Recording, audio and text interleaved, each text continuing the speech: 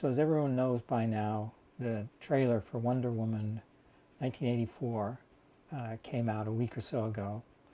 I've been watching lots of the reaction videos. I really enjoy those. And I've never made a reaction video myself. You'll see on my channel I've made more contemplative, reflective, analytical videos about the first Wonder Woman. And I hadn't really been intending to make any more videos about, and make any videos at all about Wonder Woman 84. Just wanted to wait for that to come out. And the trailer really hit home with me for lots of different reasons. So I thought I would do this quasi-reaction video. It's not really a reaction video because I've seen the trailer. I've seen the trailer probably 20, 30, 40 times, watching all of the reaction videos. I saw the trailer in the theater last night when I went to see Star Wars. A mess, by the way, but we're not going to go there. And it's really a great trailer. It's really so well done. It's so Patty Jenkins. It's so in tune with the Wonder Woman vibe from the first movie. It's obviously set in a very different era, has a very different color palette. It's more, at least from the trailer, upbeat and propulsive and energetic. And I had been worried that that tone, which I knew was coming because of the posters that were released very early and some of the very, very early production shots and hints that were dropped along the way. I had been worried that, you know, it would be a too dramatic shift in tone, that it would I don't know, take away some of the poignancy and some of the deeper, more serious issues that Wonder Woman, the first Wonder Woman, dealt with. But I've said to myself all along the way, just trust Patty Jenkins. Just trust Patty Jenkins. She did such a great job with the first one. And I've seen the first one, the entire movie, 18, 19, 20 times. I saw it once a week, every week that it was released in the theaters, and then a couple of times since then. And it really struck home with me, as you can see from some of the videos that I've made, some of the analyses that I made. So I hadn't been intending really to say anything about Wonder Woman 1984 until it came out, until I had a chance to see it. But again, the trailer is so great, and the trailer communicates so much without revealing the plot, but it gives you the framework for what's going to happen. And everybody's very excited about the color and the glitz and the Stranger Things mall and yada yada yada, and the sort of bouncy music from the 80s, the Blue Monday, but underneath there is you can already tell, a level of sadness and tragedy and impending loss. So anyway, I want to just say a few things about the trailer. So why don't I start it up, and I'm going to pause it at several points and just make some remarks about it. Things that struck me in particular. Okay, here we go. My life hasn't been what you probably think it has. So one of the things that you notice throughout the trailer is a lot of the action seems to be set in Washington, D.C.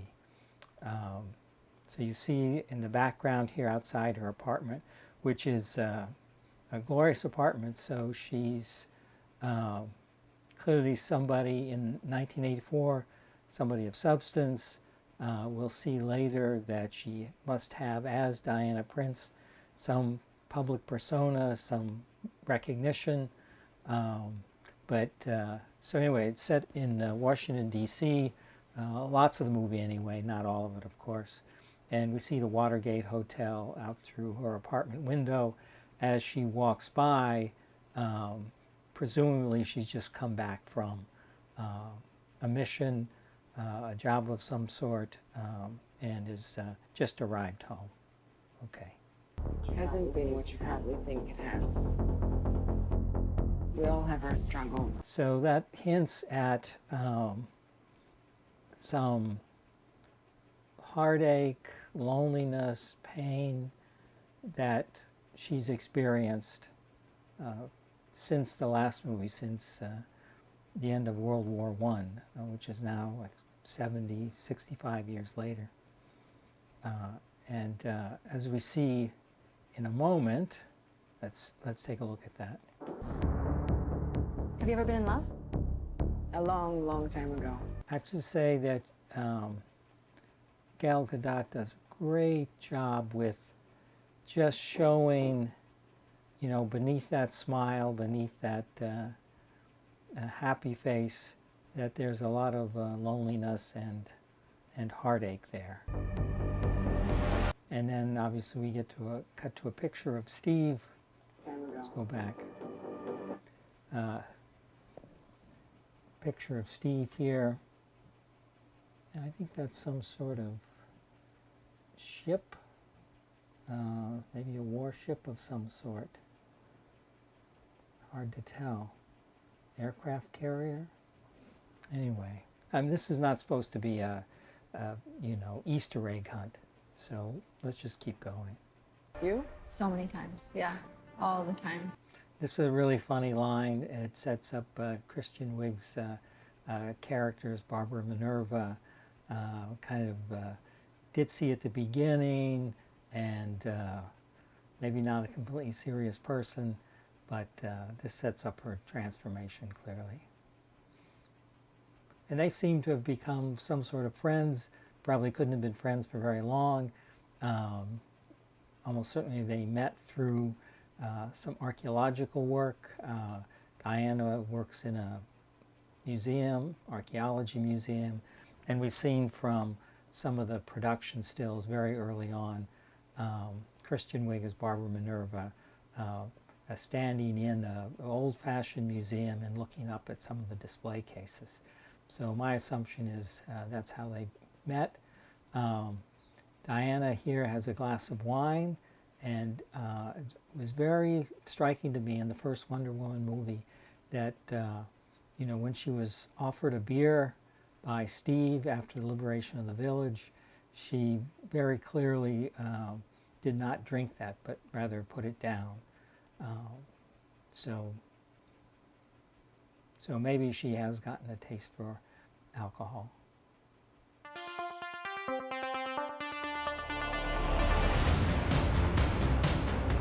So this is just great, upbeat music, Blue Monday, I guess. The vibrant colors. Everybody's mentioned how sort of so 80s the colors and the vibrancy are. Everybody seems to be in love with the 80s. I mean, I lived through the 80s. I don't say anything special about them, but it doesn't matter. Patty Jenkins had a real reason for choosing the 80s, and she's apparently gotten that look, that vibe just right. So it's not quite clear where this is. It's some sort of ball, some sort of big, maybe charity event. So Diana comes in a chauffeured limousine. So again, she must be a person that has some public recognition, that is known to the world, obviously as Diana Prince. Welcome to the future. Life is good, but it can be better. So here's first we see Max Lord and the promise of a better future, and clearly, as we can see in a bit, that better future is one that he's offering to Diana. And why shouldn't it be? All you need is to watch. That's a very telling line, I think. All you need to do is watch. So Max Lord is going to offer a trade to both Diana and Barbara Minerva. A trade, they can get what they want if he gets something in return.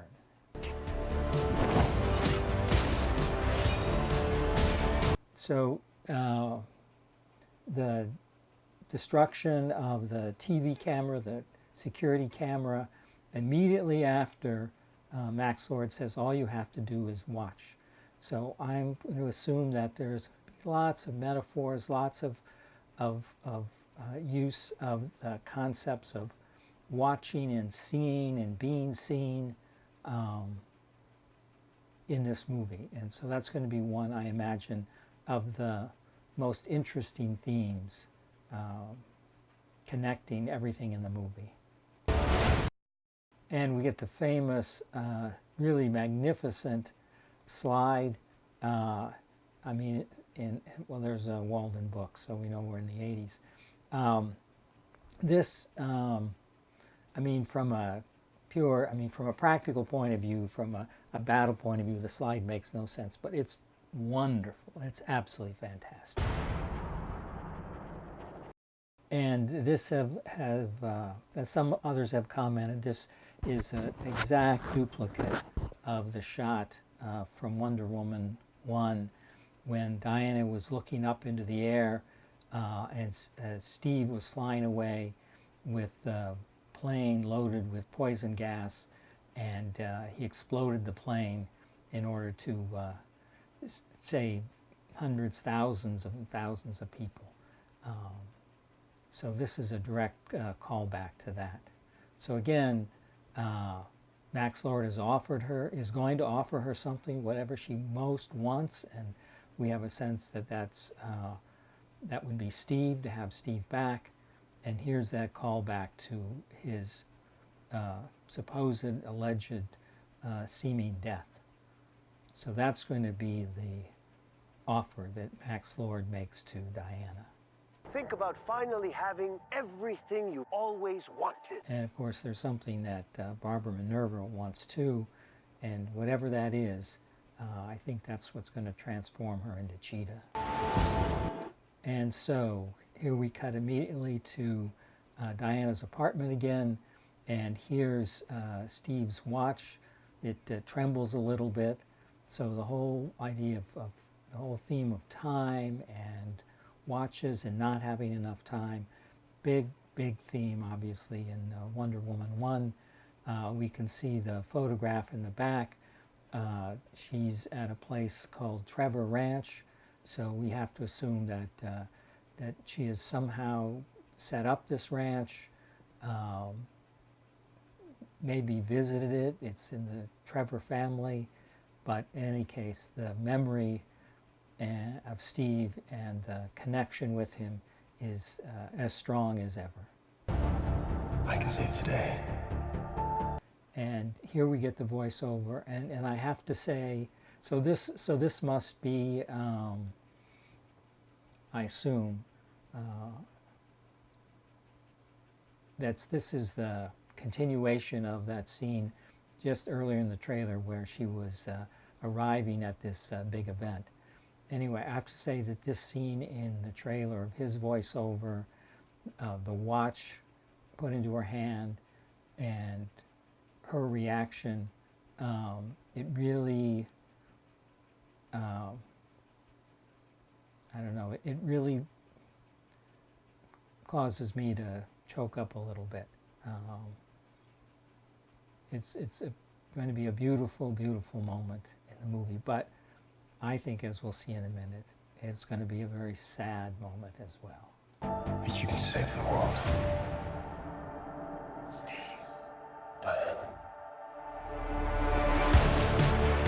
It just gives me chills every time. I've seen this trailer 30 or 40 times.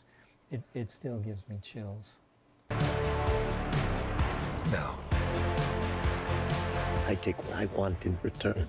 So, Max has given her what she wanted, and now it's his turn to get what he wants. So there's some sort of bargain, implicit or explicit. We'll have to wait for the movie. So clearly Washington, D.C., the Capitol in the background. Everyone must see. Very critical line.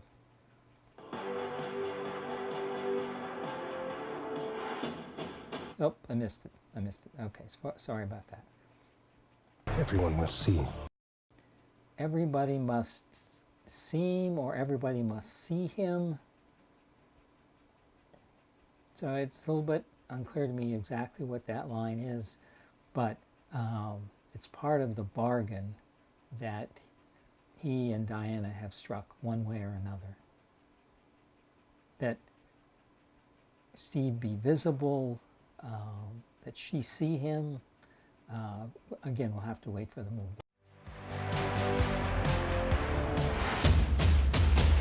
So this is the White House. This is very clearly and very obviously the White House. Some commentators have said it's a bank or a hotel. It's the White House. So somehow she needs to get into the White House. Who knows why? But the Secret Service is, of course, trying to stop her.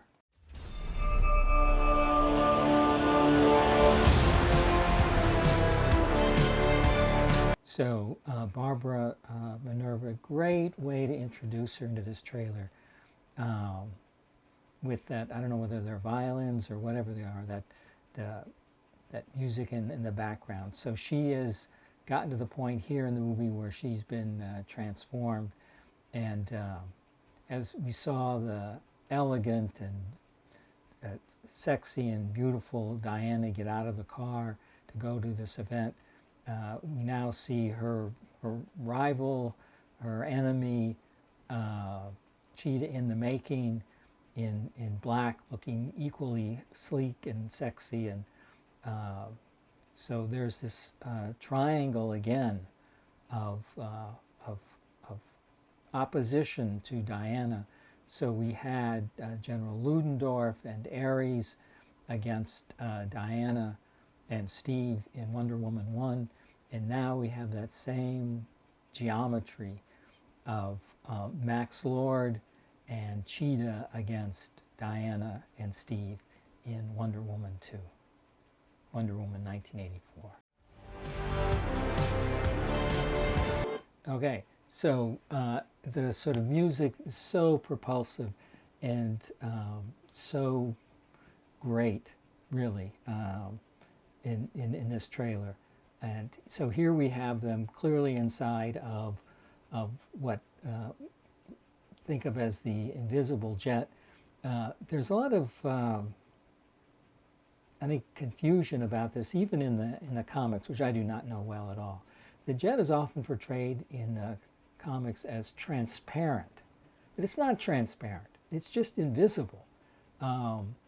It makes no sense to have a transparent jet. An invisible jet matters, and it's interesting.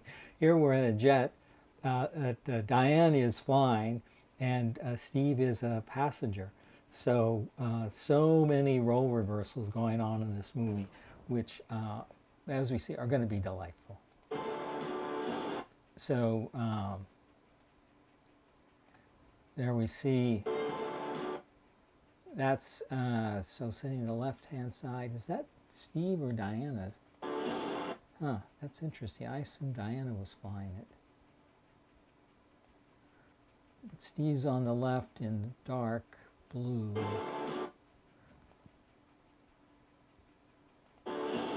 So anyway, I don't know what that's about. So this is clearly not in Washington, D.C. anymore. This is somewhere in the Middle East. The Afghan War, one of many Afghan wars, was going on at the time.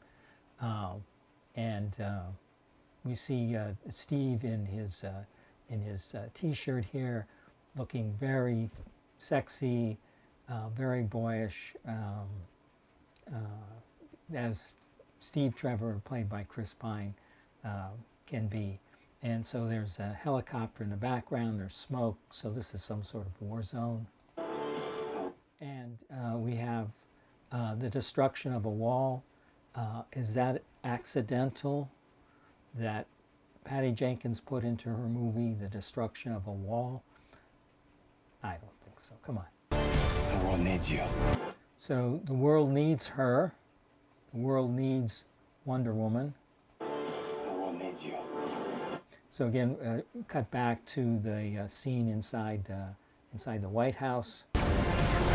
Magnificent evolution of the use of the lasso. Just great. And so Steve's part of the battle as well, fighting alongside Diana to get into the White House. You know what you need to do. Now, to my mind, this is one of the most telling lines in the movie, and it's the line that to me tells me, or in the trailer, this is the line that to me says that Wonder Woman 1984 is going to have the same sadness, same loss, same grief as the first Wonder Woman movie. Yes, in some sense Steve is back, but my guess is that both Diane and Steve know from the beginning that it's only temporary. My prediction is that this is a retelling of the Orpheus and Eurydice tale, with obviously the gender switched.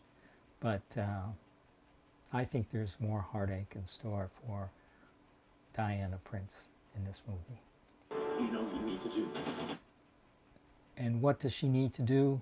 Well, she needs to do something that will result in losing Steve again, because the world needs her. And she cannot stand by while innocent lives are lost. And this, when I first saw this gave me a real chill. So that's the young woman, that's the young girl who was the very young Diana, the one riding the horse so magnificently in Wonder Woman 1. And so here she's part of, whether she plays the young Diana, this is a flashback, or this is a contemporary scene in Themyscira, I have no idea, but I'm so happy we're going to go back to Themyscira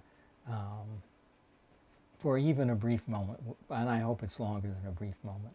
And there's talk about Patty Jenkins producing, I don't know, a TV series or a series of movies set in Themyscira. And the only thing I can say is, please, yes, yes, yes, let's see that.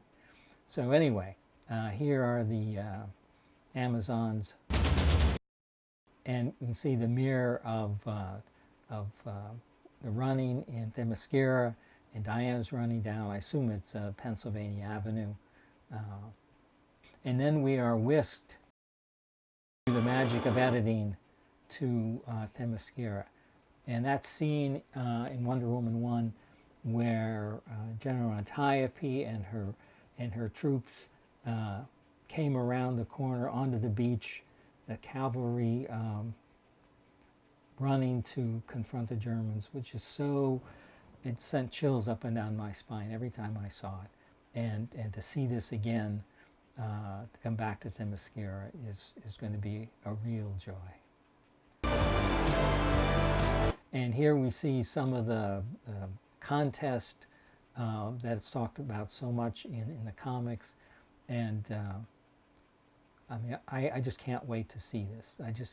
You can tell from the way the trailer is shot, the angles that it uses and the energy, that this is just going to be mind-blowing. Amazing. And then the cut to whatever Max Lord, whatever energy he connects to, whatever source of his powers that transforms him into being able to do these things, to bring Steve back, to give Cheetah what she wants. I have no idea what that is. Again, I'm not very familiar with the comics, but this is just magnificent. Nothing good is born from lies. And that's a very important line, a very important clue nothing good is ever born of lies. So my guess is that she has been lied to. She knows she's been lied to at some point about Steve and the return of Steve. And that essentially what happens at the end of the movie, everybody comes to see the truth, including Diana, and it is a heartbreaking truth. But nothing good is ever born of lies. And greatness is not what you think. People have mentioned this is a classic truck flip, and there's lots of jumping, there's lots of leaping in both Wonder Woman 1 and in this one, so this makes perfect sense in the context. And you know, you can see from the trucks that we're not back in World War I, we're not in North Africa, we're in the sort of modern period. Steve is going to be the fish out of water this time. Everybody's noticed that, and that's going to be fun, obviously. And so this next sequence of the sort of machine gun leading to the end of the trailer, again, so propulsive. This trailer is a mini movie in itself, and it's perfectly structured. Here she is riding lightning, lassoing lightning, an extension of her powers. And the golden armor that everybody has talked about, that was foreshadowed in one of the posters. So you know that there's going to be a serious battle, presumably with Cheetah, but also perhaps Max Lord.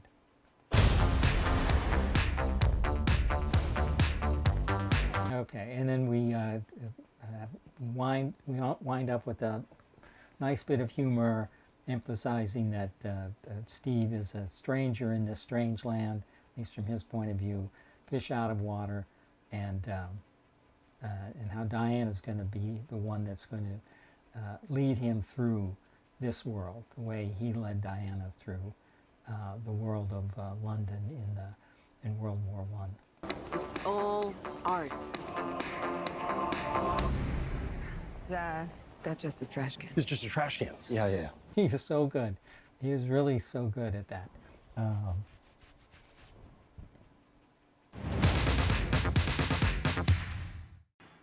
Okay, I can't wait. There are just so many good things going on in the trailer. But I think we need to prepare ourselves. This movie is going to end in heartache and tragedy again for Diana. But it's going to be a really, really good movie. And even 6 months ahead, I'd just like to thank Patty Jenkins and everybody involved. This is going to be something that is going to be very memorable, and it's going to be an important part of our culture and an important part of my movie experience as well. Thank you for watching.